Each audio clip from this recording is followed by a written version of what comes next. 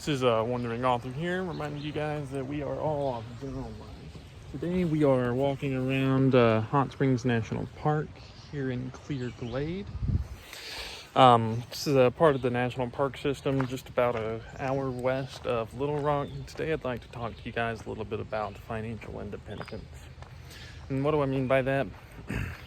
The reason I bring it up is throughout life I have seen so many people become miserable because they were stuck to jobs that they really did not care about. And throughout all of the years that I spent knocking on doors, the one thing that I was always well aware of was how little time families spent at home with each other.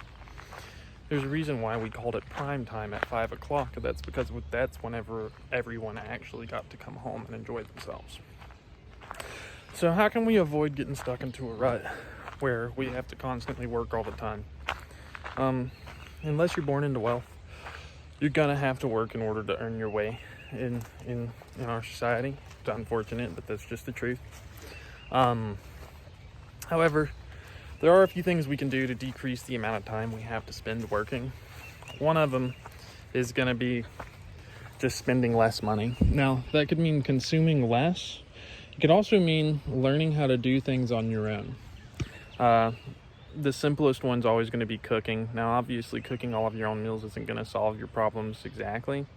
But if you bring that kind of attitude into everything, whether it's your oil change on your car or cooking your meals for dinner and lunch, it is going to make a difference to your finances in the long term. The less money it takes for you to survive, the less you have to work. Another thing, which I've talked about several times so far, is buying a house. If you're smart and you buy a house somewhere that's low cost, like Arkansas or Missouri, then you can get a home that's going to cost you literally a fraction of what it would cost to rent an apartment somewhere like Tampa or, New York.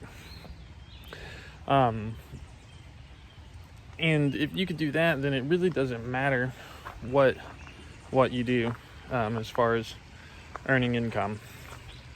So the less you can spend in order to survive, the more time you're gonna have to enjoy yourself and do stuff like walking around in the woods. There are a lot of communities online that you can look at that talk about financial independence and retiring early, and that may sound like something that would be impossible for most people, and it very well may feel that way if you've never seriously thought about what it would take to retire. But I definitely believe it's possible to figure out a way to survive in the world without having to work 40 hours a week, and also not being like a bum and totally dependent on other people. So